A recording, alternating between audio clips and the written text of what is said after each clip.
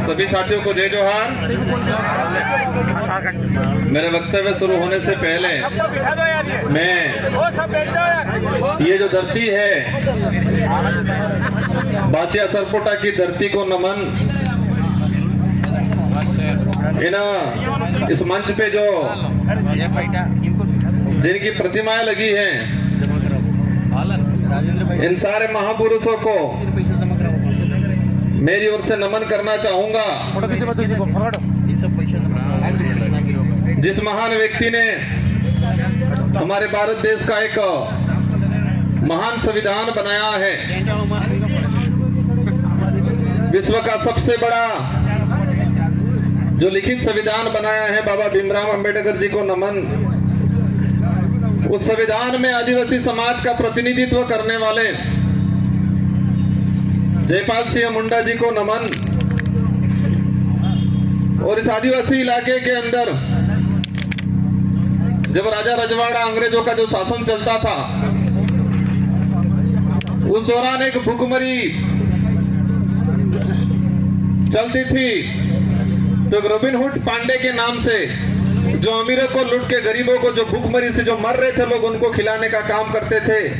उन robin hood Pandey Tatia मामा को नमन करना चाहूंगा। इस पूरे इलाके में अगर भक्ति के क्षेत्र में बात करें और भक्ति के माध्यम से, शांति के माध्यम से आदिवासी समाज के अंदर जन जागृति लाके अंग्रेजों और राजा रजवाड़ों की गुलामी से बाहर लाने का काम किया। गोविंद गुरु महाराज को भी नमन करना चाहूंगा। इन्हीं क्रम में हमारे जितने जो योद्धा हैं, और हम मां बालेश्वर जी को नहीं भूल सकते, जिन्होंने इस बांसवाड़ा पूरे जिले के अंदर आदिवासी समाज हो या अन्य समाज हो, सारे समाजों को एकजुट करके यहाँ के हक अधिकार को लेके इस क्षेत्र में काम किया, उनको भी नमन करना चाहूंगा। और मैं कोशिश करूंगा कि जितने जो महापुरुषों के मैंने जो नाम लिए, उन महापुरुषों के जो विचार थे, उन विचारों को जन तक पहुंचाने के लिए उन्होंने जो संघर्ष किया, उन्हीं विचारों को आगे बढ़ाने का काम मैं और मेरी भारतीय आदिवासी पार्टी करेगी और आने वाले समय में अनवरत करती रहेगी। इन विचारों को आगे बढ़ाएंगे। साथियों, पूर्व वक्ताओं ने हर प्रकार की बात बताई, हमारे क्षेत्र की बात बताई, आदिवासी समुदाय के हक अधिकार को लेके बात बताई। और ये हमारा जो देश एक लोकतांत्रिक देश है, और उस लोकतांत्रिक देश में विचारों के आधार पे जनता इन पार्टियों को मत देती है, उन नेताओं को मत देती है और विधानसभा लोकसभा में भेजती है।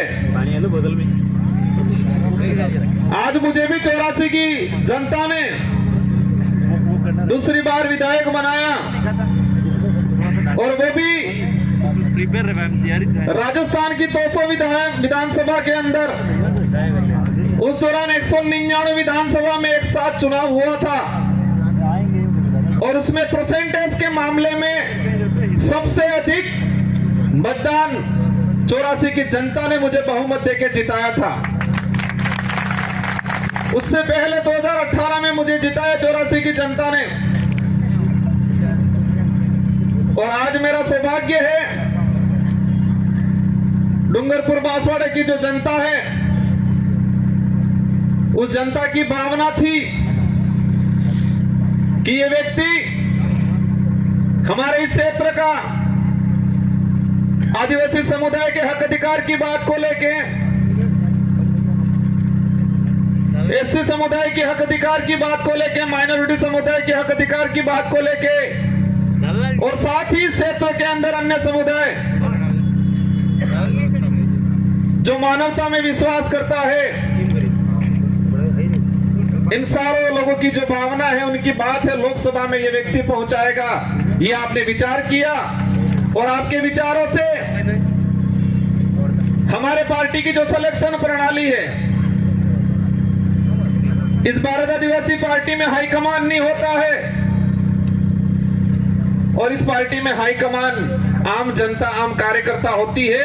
और आपकी भावना के अनुरूप मुझे इस लोकसभा क्षेत्र का सांसद प्रत्याशी बनाया और मैं उम्मीद करूंगा कि जिस भावना से आपने मेरा सिलेक्शन किया है, उसी भावना से मेरा इलेक्शन भी करोगे, ये मुझे उम्मीद है आप सबसे। मैं आप सबको भरोसा भी दिलाना चाहूंगा,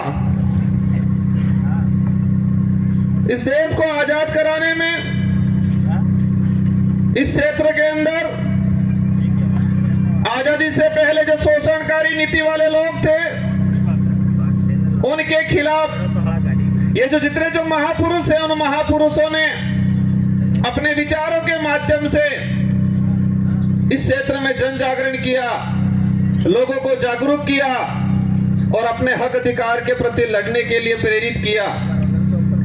और मैं वही विचार, ये जो महापुरुष हैं, उन महापुरुषों के जो उद्देश्य थे, इन उद्देश्यों को उन्हीं के विचारों के माध्यम से मैं पूरे करने की कोशिश करूंगा। साथियों, आज का जो कार्यक्रम है, अनुसूचित क्षेत्र में आरक्षण व्यवस्था, आरक्षण को लेके महासम्मेलन,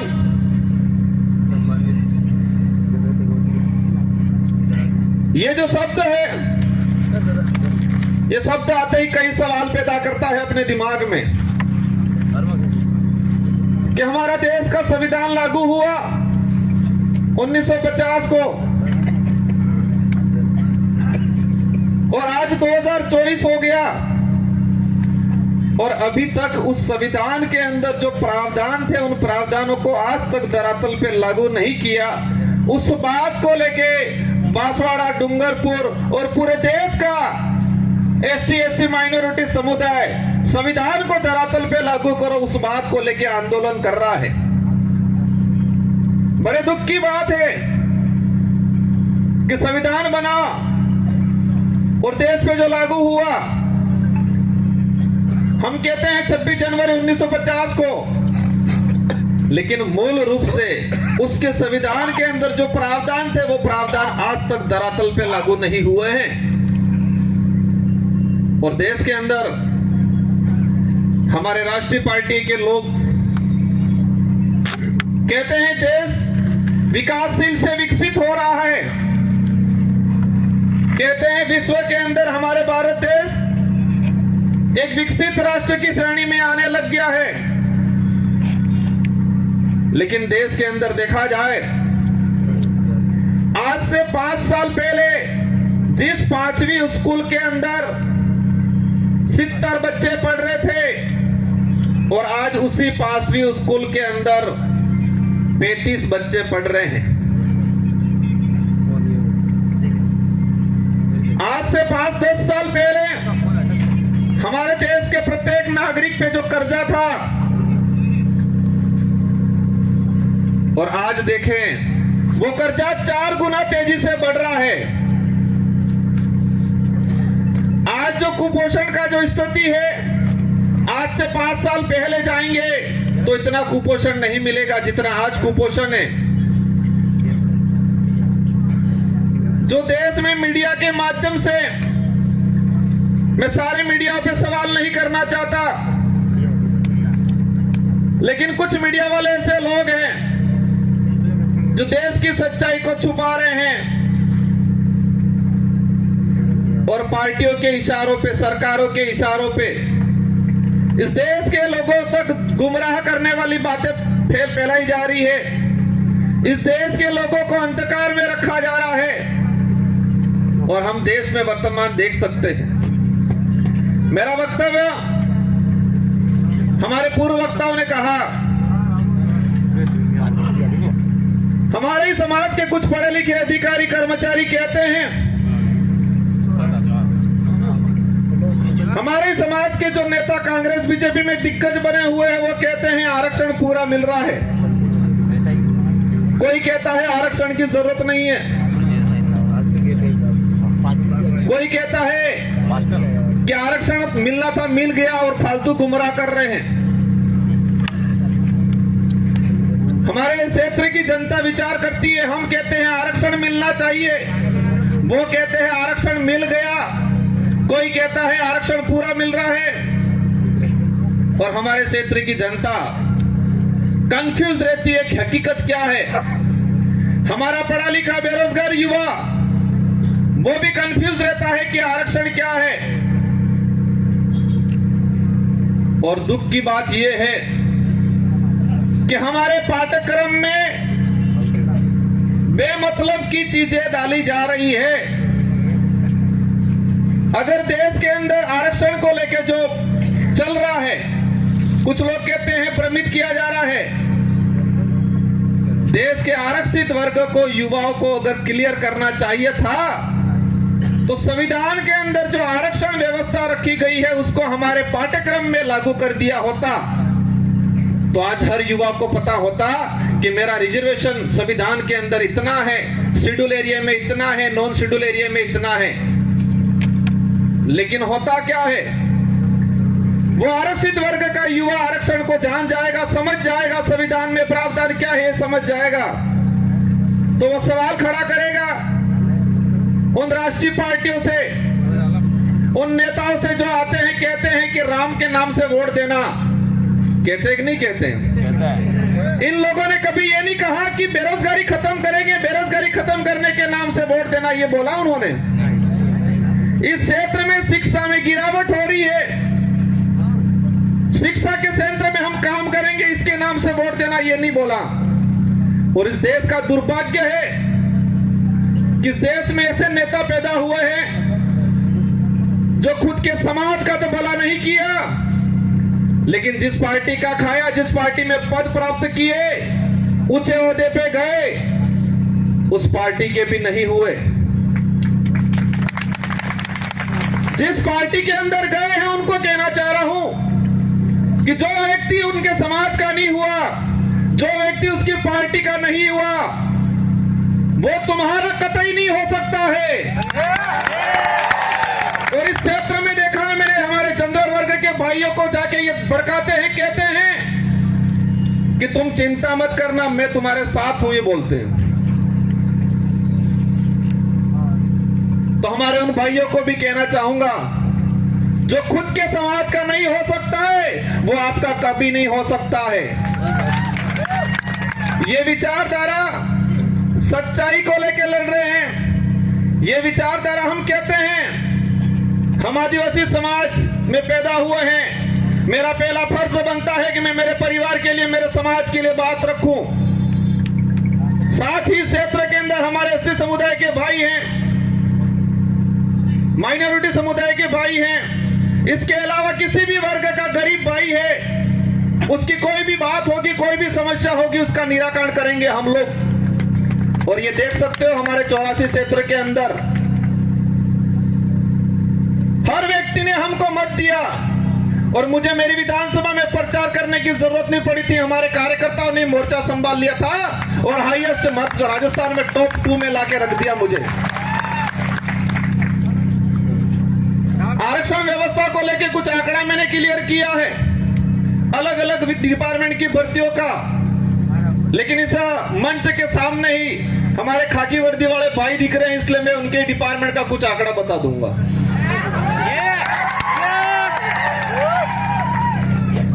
मैंने एक लेटर लिखा था 2020 में कि अनुसूचित क्षेत्र के अंदर आरक्षण व्यवस्था को लेके 2013 के अंदर जो अधिसूचना जारी की है वो इस क्षेत्र के लिए काला कानून है, ये वर्ड यूज किया था मैंने अनुसूचित क्षेत्र के 1700 सरपंचों को पत्र लिखा था, सारे एमएलए एमपी को पत्र लिखा था, पूर्व एमएलए प्रधान को पत्र लिखा था।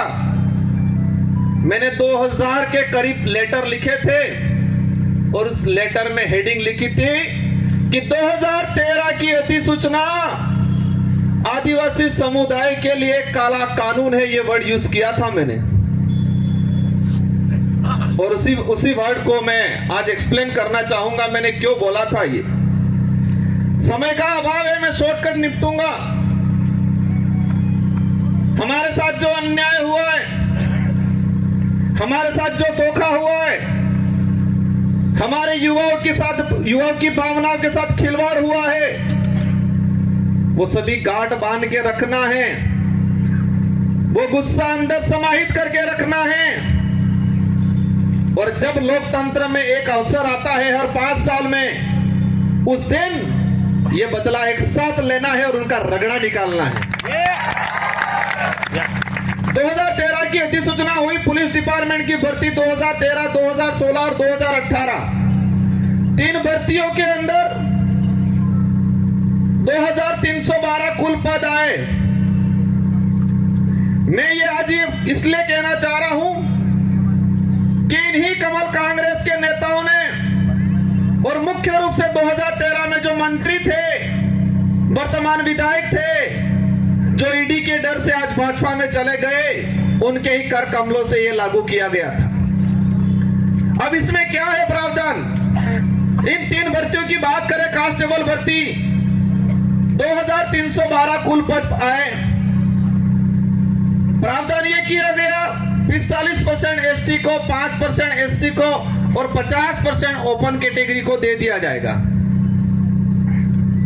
मतलब ओपन कैटेगरी में कोई भी जा सकता है, एससी का व्यक्ति जा सकता है, एसटी का व्यक्ति जा सकता है। ये बात बोली उन लोगों ने, लेकिन आंकड़ा क्या आता है? मैं ऑल ओवर कर बात करूं, एसटी को मिले 828, 2312 में से एसटी को मिले 828 और वो 35% पद मिले, 45% पूरा नहीं मिला। वही बात करें ओपन कैटेगरी के जो पद आए 1156 और मिले उनको मिलने 1359, और उसमें एसटी एससी का रिजर्व कैटेगरी के लड़के गए 12 लड़के। और वहीं ये सामने खड़े मैं कहना चाह रहा हूं, उनकी पदोन्नति होती है, उनके पदों की गणना अपने कैटेगरी में लेते हैं। और कुछ नेता कहते हैं, ये बात इसलिए एक्सप्लेन कर रहा हूं मैं, हर व्यक्ति को अपना हक मांगने का अधिकार है। एक बाप के अगर 4 बेटे हैं, 3 बेटों के साथ अन्याय होता है और एक बेटा ही सारी जमीन लेके खड़ा खाता है, तो क्या 3 बेटे आवाज नहीं उठाएंगे? उठाएंगे। तो इस क्षेत्र में हमारा अन्य समाज का व्यक्ति रहता है, उनसे भी कोई दुश्मनी नहीं है, उनकी भी वाजिब मांग को हम रखेंगे। लेकिन हमारा फर्ज बनता है, जिस सर्टिफिकेट लगा के हम यहाँ पर आए हैं, उस सर्टिफिकेट के आधार पे एमएलए एमपी बनते हैं, तो जिस समाज का सर्टिफिकेट लगाया है उस समाज के हक अधिकार के लिए अगर हम नहीं बोलते हैं तो कौन बोलेगा? इस आधार पे इन पुलिस भर्ती का अगर देखा जाए तो हमारे लड़कों का 300 पद के आसपास नुकसान हुआ।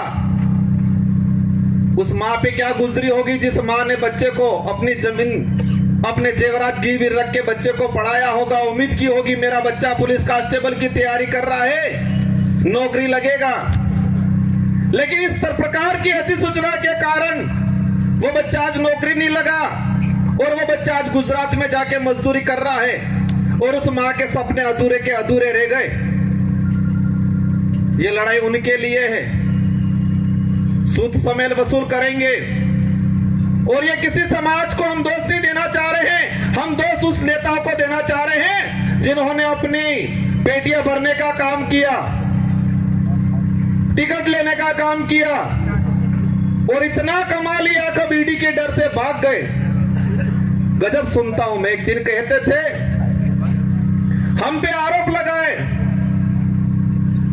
और फिर बाद में 2 दिन बाद कहते हैं ये तो जुमला था, कहते हैं कि मोदी ने जुमला दिया था और आज कहते हैं कि मोदी के विजन से प्रभावित होकर गया हूं।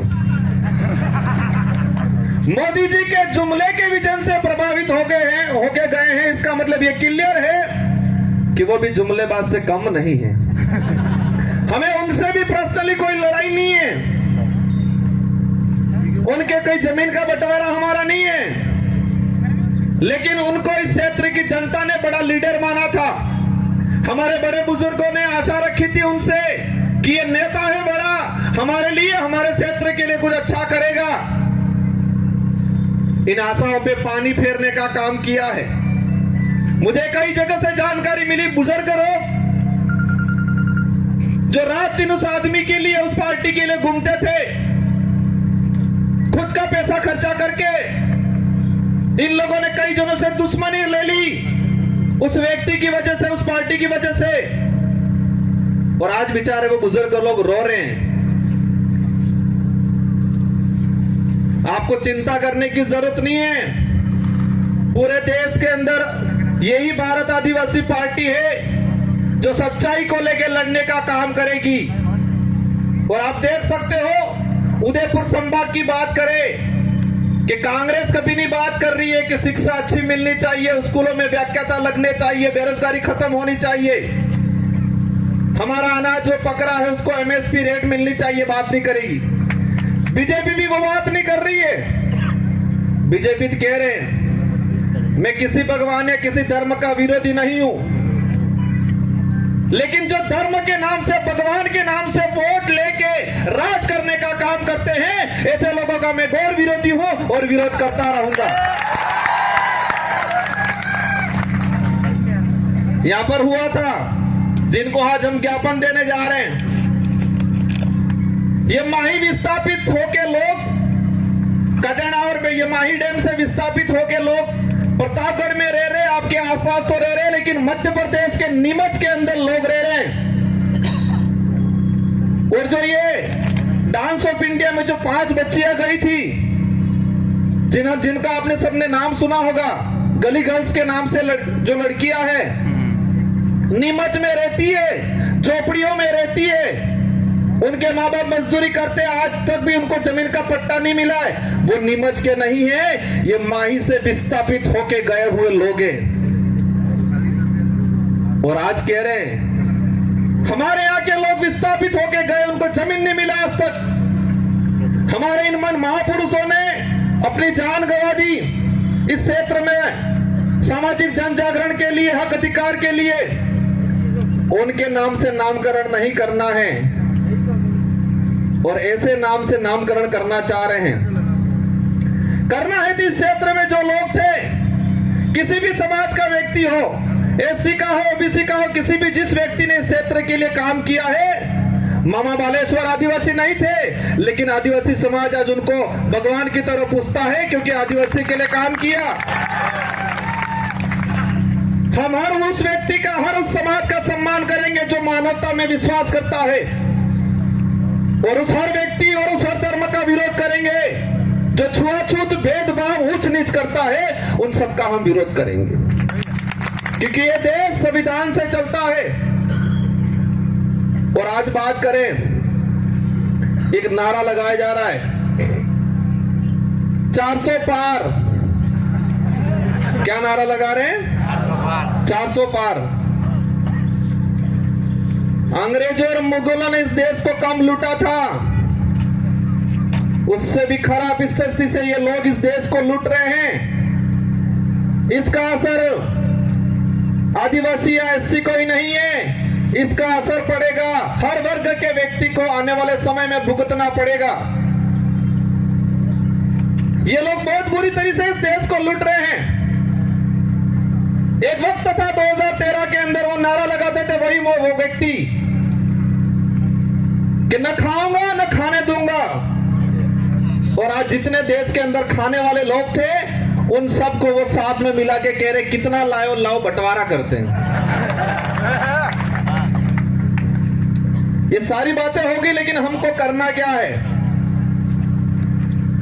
हमको उनको सबक सिखाना है, उन नेताओं को एहसास कराना है कि ये राजतंत्र नहीं, ये लोकतंत्र है, और इस लोकतंत्र में संविधान ने जनता को ताकत दी है जिसे हम लोकतंत्र की कुंजी कहते हैं, जो वोट है, और हर 5 साल में उसका अवसर आता है।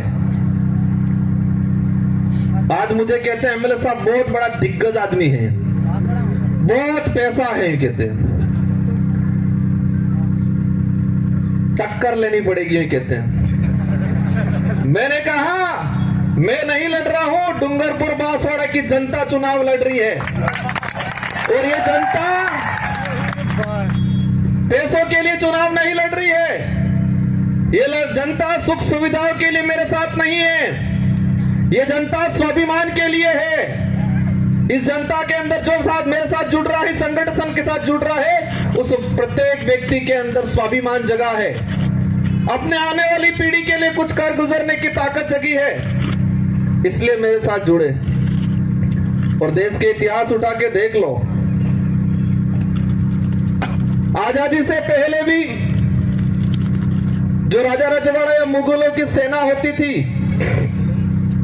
तो सोना में भर्ती होता था सिपाही, तो वो सैलरी के लिए होता था, तनख्वाह मिलती थी, या किसी राजा से एग्रीमेंट होता था, सहयोग में पूरी सेना भेजता था, तो रियासत क्षेत्र की कुछ जमीन को लेकर सौदा होता था। लेकिन वो सेना युद्ध के मैदान में टिकती नहीं थी। और यही देश के इतिहास उठा के देख लो कि मुगल के अकबर के सामने इस देश के सारे राजाओं ने अधीनता स्वीकार कर ली थी, लेकिन महाराणा प्रताप एक ऐसा था जिसने मुगलों के सामने अधीनता स्वीकार नहीं की थी। देश के इतिहास में पढ़ाया जाता है, हमारे बड़े बुजुर्गों से सुनते हैं कि देश के अंदर सारे राजाओं ने अकबर की अधीनता स्वीकार कर ली, लेकिन राणा प्रताप ने अधीनता स्वीकार नहीं की, क्योंकि देश के अंदर अन्य जो राजा थे उनकी जो सेना थी वो सैलरी पे थी, तनख्वाह पे थी। देश के अंदर जो अन्य राजा थे उनके सहयोग में आई हुई सेना कुछ जमीन की लालच में आई थी मदद करने, लेकिन राणा प्रताप के साथ में जो सेना थी वो तनख्वाह वाली सेना नहीं थी, वचन वाली सेना थी, और वो भीलों की सेना थी। किसकी सेना थी? भीलों की सेना थी, पठानों की सेना थी। अगर वो तनख्वाह वाली सेना होती तो युद्ध के मैदान में टिकती नहीं। वो स्वाभिमान के लिए, अपने वचन के लिए गई थी राणा प्रताप के साथ, और इसलिए देश के अंदर महाराणा प्रताप के नाम से उनको जाना जाता है। और उनके भाई थे शक्ति सिंह और जगमाल, वो भाई भी उनके साथ में नहीं थे। इससे यह सिद्ध होता है कि महाराणा प्रताप को किसने साथ दिया। उनके परिवार के लोग भी हट गए थे, वो भी मान सिंह की गोद में जाके बैठ गए थे। उस कुल के लोग हैं ये। और मुझे पता है कि कांग्रेस और बीजेपी के बहकाम में आके उनसे पैसा लेके ये काम नहीं करेंगे। ये लोग स्वाभिमान के लिए काम करेंगे, ये वचन के लिए काम करेंगे, आने वाली पीढ़ी के लिए काम करेंगे। मेरी बात को आप समझ गए होंगे कि हमारे लोगों ने महाराणा प्रताप को वचन दिया था, तनख्वाह नीली थी, फौज में हमारे लोग भर्ती नहीं हुए थे, तनख्वाह की बेसिस पे नहीं हुए थे, पूरा गांव के सिपाही लोग, जवान लोग गए थे, वो वचन दिया था। और इस लड़ाई में, इस मैदान लोकसभा क्षेत्र में मुझे उम्मीद है पैसों वाली सेना नहीं टिकेगी, वचन वाली सेना टिकेगी, क्योंकि उनके साथ जो सेना है वो पैसों वाली सेना है, तनख्वाह वाली सेना है, दहाड़ी वाली सेना है, और हमारा साथ वचन वाली सेना है, स्वाभिमान से जीने वाले लोग हैं। बातें बहुत सारी अंत मंच आएंगे, उस पे करेंगे। हमारी लड़ाई सीधी सी है कि क्षेत्र में संविधान के अनुरूप आरक्षण लागू हो जाए। यहाँ का कलेक्टर, एसपी, संभागीय आयुक्त क्लियर कर दे कि संविधान के भाग इसमें 5वीं अनुसूची के तहत क्या प्रावधान है, कितना आरक्षण मिलना चाहिए। आरएस भर्ती की अगर बात करें, हमारी जो मांग है दूसरी, प्रशासनिक सेवा के अंदर हमारे यहाँ के लोगों को प्रतिनिधित्व मिलना चाहिए। हमको एक लेलूपोट दे दिया, दिनेश सेवा के अंदर भर्तियां देंगे, पद देंगे, और उसमें भी मैंने देखा 3 भर्तियां 2013, 2016, 2018। अनुसूचित क्षेत्र के अंदर अधिनियम सेवा के 109 पद आए, एससी के लोगों को मिले 42, ओपन कैटेगरी में गए 67 और एससी समाज को मिले 0, और ओबीसी वालों को तो पता ही नहीं है कि हम है कौन, हम आते कहां है वही नहीं पता है हमको। और मैं कहता हूं इस क्षेत्र से अगर ओबीसी की किसी ने आवाज उठाई थी, राजकुमार रोत ने उठाई थी। हम हर व्यक्ति की बात करेंगे, लेकिन हमारा हक किसी को मारने नहीं देंगे। एससी समुदाय को 0 सीट 3 भर्तियों में, और अधिनियम सेवा के अंदर 67 पद आए, उसमें एसटी एससी रिजर्व कैटेगरी का एक लड़का नहीं गया। हमारे साथ 13 से 14 अधिनियम सेवा के आरएस अधिकारियों के पद मारे गए। इसका गुनहगार कौन? जो ईडी के डर से भाजपा में गए वो है। ये लड़ाई बेरोजगारों की लड़ाई है। ये लड़ाई हमारे क्षेत्र में शिक्षा के क्षेत्र में क्रांति लाने की लड़ाई है। हम सबको लड़ना है। ये चुनाव जीतने तक का उद्देश्य नहीं है, नारे लगाने या पार्टी का नाम लेने तक का उद्देश्य नहीं है। हमको हमारा समाज बचाना है, हमारा देश बचाना है। ये देश का संविधान अधिकार देता है हर व्यक्ति को, हर समाज को अपने हक अधिकार की बात करने का अधिकार है, और करना चाहिए हर व्यक्ति को। लेकिन हमारे यहाँ के नेताओं ने इस क्षेत्र को बर्बाद करने का काम किया है।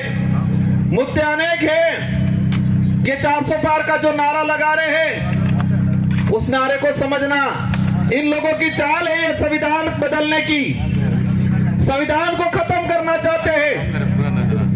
और आप सुन लेना, अभी का उदाहरण है कि 26 जनवरी पे बाबा साहब अंबेडकर और सावित्रीबाई फूले की तस्वीर लगाने से टीचर को एपीओ कर दिया जाता है। जिस पार्टी को बाबा साहब अंबेडकर और सावित्रीबाई फूले की तस्वीर से दिक्कत है, वो देश का भला कर सकते हैं क्या?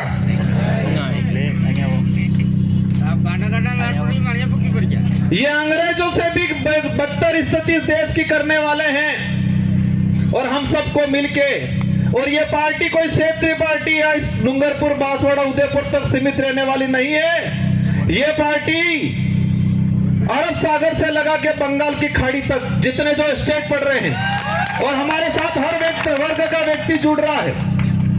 हम सच्चाई की लड़ाई लड़ रहे हैं। आने वाले समय में मुझे उम्मीद है, मेरी बात पे आप गौर करोगे कि युद्ध के मैदान में सैलरी वाली जो तनख्वाह वाली सेना नहीं टिकती है, युद्ध के मैदान में बचन वाली और स्वाभिमान वाली सेना टिकती है। और वही सेना मेरे साथ है। मुझे पता है हमारे लोग गरीब है, कमजोर है हमारा कार्यकर्ता, लेकिन मुझे यह भी पता है कि उस व्यक्ति के अंदर जमीर जिंदा है, उसका स्वाभिमान नहीं मरा है। वो व्यक्ति डट के मुकाबला करेगा, और पूरे भारत की रोमांचक सीट ये होगी। और मुझे दुख भी है, मेरे 84 के कार्यकर्ताओं का दुख है, मेरा भी दुख है कि 84 की जनता ने एक शानदार बैंडेड दिया था मुझे। मेरी भी इच्छा थी मैं 84 के अंदर ही रहूं, मेरे कार्यकर्ताओं की भी इच्छा थी 84 के अंदर रहूं, लेकिन बांसवाड़ा वाले ही नहीं माने। और आपको ये तेरवाने का काम करना है, और ये बेड़ा पार करना है। इन्हीं शब्दों के साथ आप सबको धन्यवाद। एक बात और बोलना चाहूंगा, देश के अंदर भाजपा के नेता बहुत प्रताड़ित थे, और विशेषकर बांसवाड़ा में जो भाजपा के नेता बेचारे बहुत प्रताड़ित थे, हमसे भी ज्यादा प्रताड़ित थे। ये बचपन में बच्चा रोता था, मां कहती थी भूत आ जाएगा सो जाइए। और यहाँ भाजपा के नेता इतने प्रताड़ित है, हल्का सा बेचारा कुछ करता है, कहते हैं ईडी आ जाएगी चुप हो जा। मोदी जी की ईडी आ जाएगी चुप हो जाएगा। वो चाहता बहुत कुछ है बेचारा, पर अंदर से डर हुआ है। उनको भी कहना चाहूंगा, आप चिंता मत करो, आपके विचारों को यहाँ रखने का अवसर मिलेगा। इस संगठन के साथ जुड़ो और इस क्षेत्र की जनता के लिए, युवाओं के लिए, हक अधिकार के लिए आगे बढ़ो। हम आपको साथ में लेकर चलने का काम करेंगे। इन्हीं शब्दों के साथ आप सबको धन्यवाद, आभार, जय जोहार, जय भारत, जय संविधान।